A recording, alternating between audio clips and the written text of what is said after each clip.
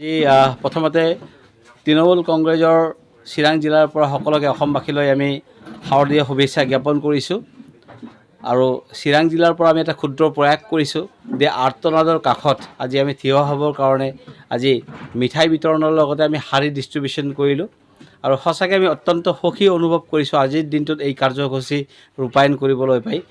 দেৱী মাই আশীৰ্বাদ কৰক যাতে আমাৰ দেশখনক সুস্থিৰ অৱস্থাত ৰাখে, ইমানতে আমি দেৱী মাৰ ওচৰত প্ৰাৰ্থনা জনাইছোঁ।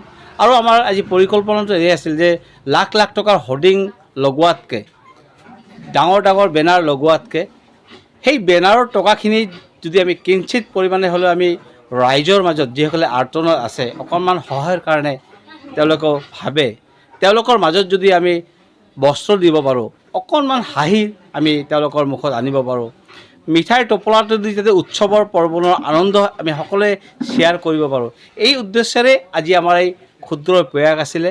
আৰু চিৰাং জিলা তৃণমূল কংগ্ৰেছ সদায় ব্যতিক্ৰমভাৱে কিবা নহয় কিবা কৰিবলৈ বিচাৰে আৰু সমগ্ৰ অসমতে তৃণমূল কংগ্ৰেছৰ যি উত্থান আৰু আজিৰ দিনত কোনো ৰাজনীতি নহয়, আহক সকলো দল সংগঠন মেলি আমি ৰাইজৰ কাষত থাকোঁ আৰু দেৱী মাৰ আশীৰ্বাদ গ্ৰহণ কৰোঁ আৰু অসমখন যাতে এটা শক্তিশালী ৰাজ্য হিচাপে গঢ় দিব পাৰোঁ, তাৰ কাৰণে প্ৰয়াস চলাওঁ।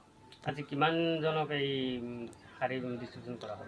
অৰ্ধশতাধিক আমি আমাৰ মূল লক্ষ্য আছিলে, তাৰ প্ৰতি লক্ষ্য ৰাখি আমি কাম কৰিছোঁ। আপোনালোকে দেখিছে ইতিমধ্যে আমাৰ ইয়াতে বহুকেইজন মহিলাসকলে ইয়াত আহিছে, বিশেষকৈ মহিলাসকলৰ মাজত আমি শাৰী ডিষ্ট্ৰিবিউশ্যন কৰিছোঁ।